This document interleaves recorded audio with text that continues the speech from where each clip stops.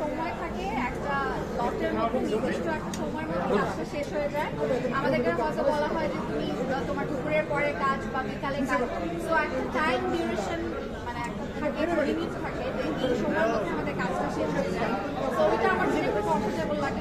সকাল থেকে রাত পর্যন্ত শুটিংটা আমি আপাতত এখন একটু খান সার্টিফিকেট বলছে আজ একটু কমে যাচ্ছে, দেশে পাড়ি দিচ্ছে, এই বিষয়টাকে আপনার সামনের দিকে আপু, আপু সামনের দিকে। বাংলাদেশে থাকবে।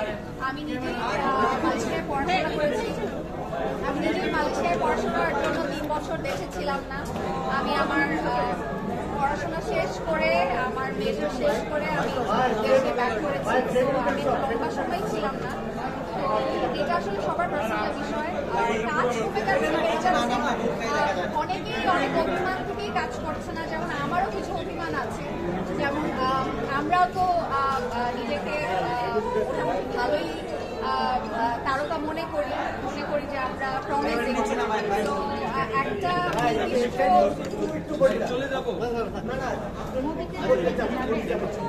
আপু আমরা সিনেমাতে কবে পাচ্ছি অন্তরাকে?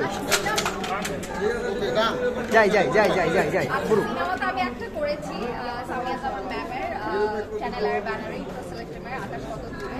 ওই একটাই করা হয়েছিল, তখন আমি অনেক ছোট ছিলাম, খুবই পিচ্চি ছিলাম, সিনেমার মানে এবিসিডিও বুঝতাম না। বাট এখন যদি ভালো সিনেমার অফার পাই, এটা আমি অনেকবার বলেছি, বাট ভালো সিনেমার অফার পাই নাই এখনো, এই কারণে করা হচ্ছে না। তাহলে কি আপনি বলতে চাচ্ছেন বিষয়টা কেমন হয়ে যাচ্ছে না যে আমাদের দেশের সিনেমা ইন্ডাস্ট্রি গল্প সংকট অনেকটাই?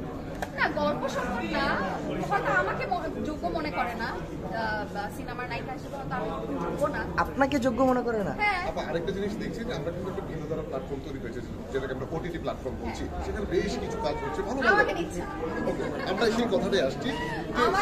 আমাকে আমি টু বি ভেরি অনেস্ট, এটা আমি অনেক আগেও বলেছি, আমি ওটিটিতে কাজ করতে চাই। ওটিটির কাজ আমাকে সবসময় আমার খুব ফ্যাসিনেটিং লাগে। আমি সময় পেলেই চোখে দেখি, সময় পেলে হুইচের কাজগুলো দেখি, আমার কাছে খুবই স্মার্ট কাজ মনে হয়। বাট জানি না কেন চোরকি বা হইচইতে থেকে আমাকে এখন পর্যন্ত আমি কোনো ডাক পাইনি। সেটা মানে নির্দিষ্ট কোনো কারণও আমি জানি না, হয়তো আমাকে যোগ্য মনে করে না, যেটা আমি বললাম একটু আগে। সো যদি তারা কখনো আমাকে যোগ্য মনে করে যে আমি হয়তো অ্যাক্টিং পারি বা পারবো তাদের কোনো প্রজেক্ট করতে, তাহলে হয়তো আমাকে ভবিষ্যতে নির্মাণে আসবেন কিনা? নির্মাণটা আসলে আমার মনে হয় অনেক কঠিন, অনেক পেশেন্সের। আমার এত পেশেন্স নাই, বাট হয়তো শখের বসে হয়তো আসতেও পারি, বলা যায় না, ইউ নেভার নো। শেষ মাসে